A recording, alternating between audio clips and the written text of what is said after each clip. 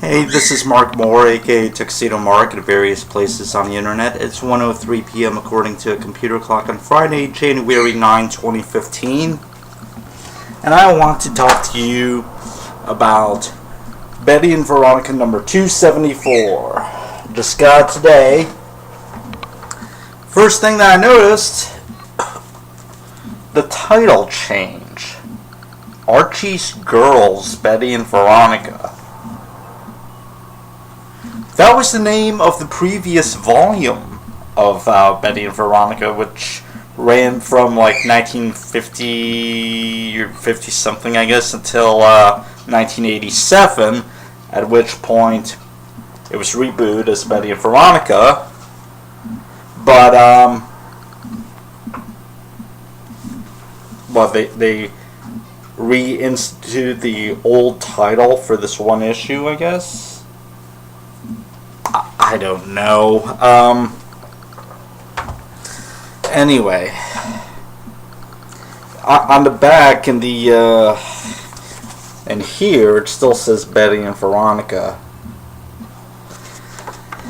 Okay. So, to recap, number 272 was part one of this storyline that doesn't actually have an official storyline. I believe it's called Farewell, Betty and Veronica, but they just have the individual story titles, not an overall storyline title. But so in the first part, about half the issue is taken up by a stupid farewell ceremony in the park. Over half of the issue, actually. Then they go to the airport, and Betty and Veronica leave separately. And yeah, they leave. The plane takes off at the end of the issue. Part one of the 6-part storyline. Issue number 2, in Betty and Veronica number 273, flashes back to how they got the opportunity to go on this trip. And there's a cliffhanger at the end. Veronica is chosen over Betty. How will this be resolved? There's no tension, because you know that they're both going to go, because they reveal that at the end of the last issue. So, yeah, and this scene doesn't even take place in this issue since it's a flashback. Number 274, Part 3. Okay. Just, first of all,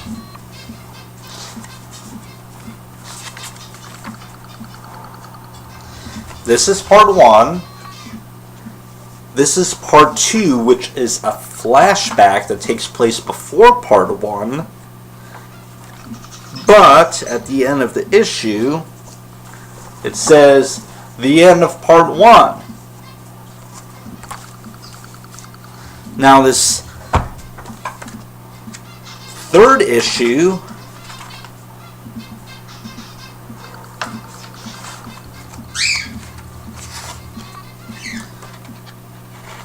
Chapter 3.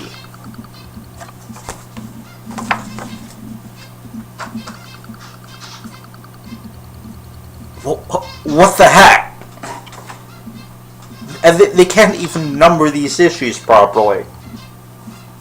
Anyway, this one is called Worlds Apart. They quickly,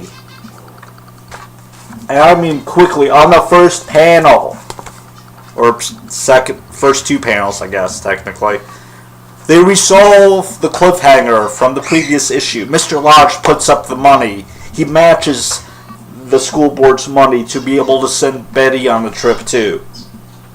Why? I don't know. It's not really indicated. So, the next number of pages are taken up by the girls and the guys trying to sabotage Betty and Veronica's departure. Horrible. Okay, they meet in, I guess Midge's house? The girls meet. And Midge is like, now, how do we talk them out of it?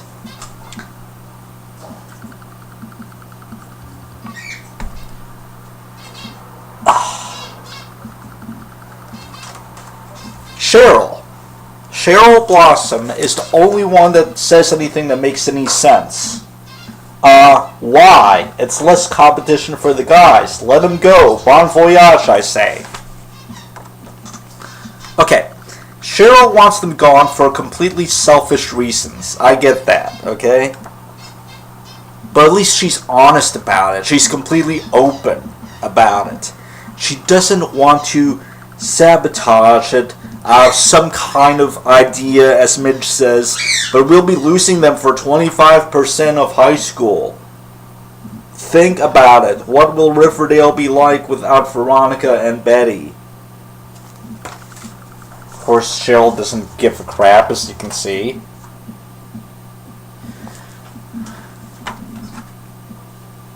I'll get into this, what will Riverdale be like without... I'll get into that in a bit, but these girls, they want to stop Betty and Veronica's opportunity of a lifetime because they'll miss them. They think it'll affect the town. And Archie and Reggie say that they're going to sabotage their departure. These are horrible people.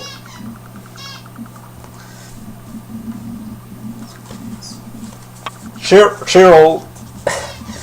Okay, Cheryl is lumped in with the friends of Betty and Veronica. Okay? She's part of the group of friends. And you know what? She's the best friend that they have. It's better to be friends with a mean girl that's open about it than a bunch of phonies that want to sabotage them, to talk them out of something that they want to do.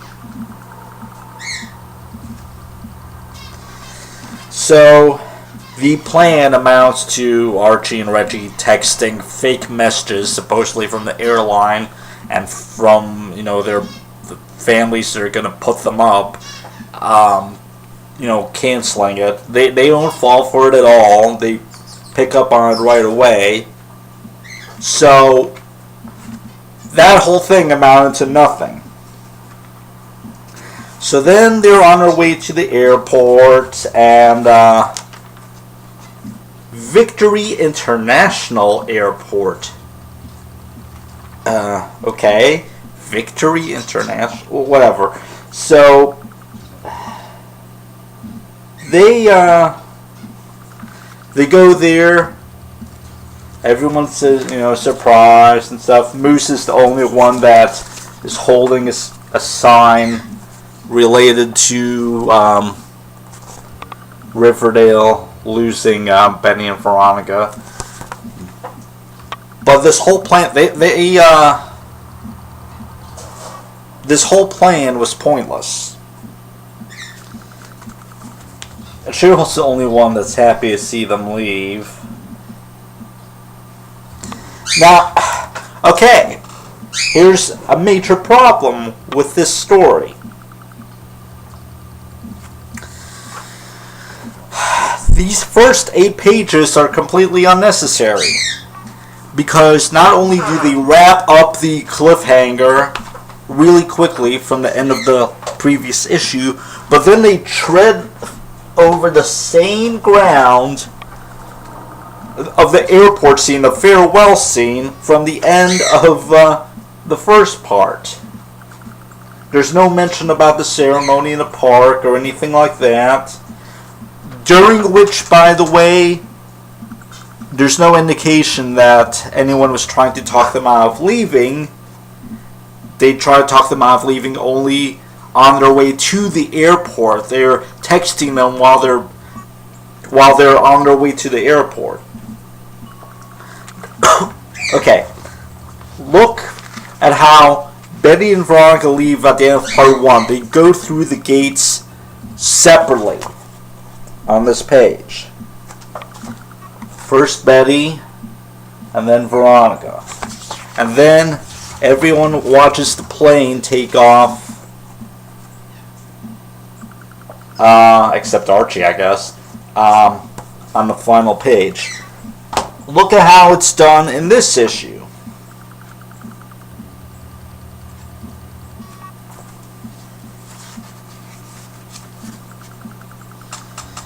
They arrive at the airport. There's hugging and stuff. Everyone's wearing completely different clothes.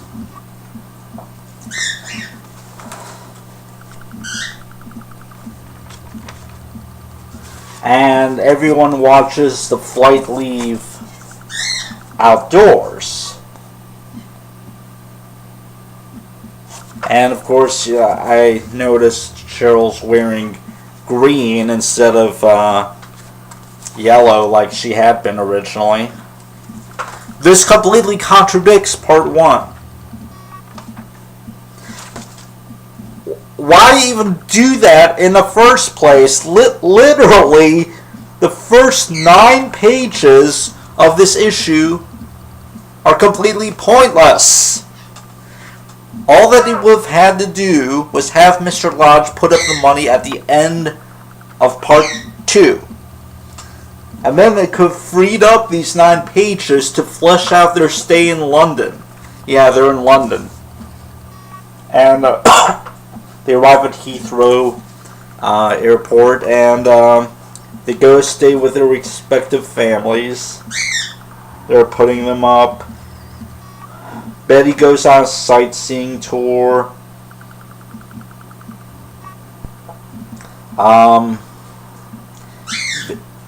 Not very particularly interesting stuff. I like Veronica's classroom outfit here. Anyway, you don't really get to know any of the classmates or teachers or even the families that are putting them up. Betty stays at home bored while she's in London. Veronica points this out to them later on. You're doing great in school, but even in Europe you have no life. And then Betty's like, you're right. Like it's some big revelation. It's like, what the heck? Meanwhile, Veronica's partying and not really studying, so they decide when they're going to India, they're going to switch places. They're literally going to become each other by dyeing their hair, wearing each other's clothes. It's like, yeah, this is. There was a story in one of the Riverdale High novels that was published between 1991 and 1992, where they pulled the same thing at summer camp or something like that. Basically, the issue's making fun about how similar that they look to each other, and we get this 2-page spread that looks more like an advertisement than an actual page of the story, but it is an actual page of the story. As odd as that seems. It wasn't even needed. You could have taken that out and freed up a page to do something else, but yeah, they're doing this before they board the flight to India. So what, are they going to travel with each other's tickets and with each other's boarding passes and with each other's passports? To be continued in part 2, because I gotta limit this video to 15 minutes. It's 1:18 p.m. and that's it. Thanks for watching.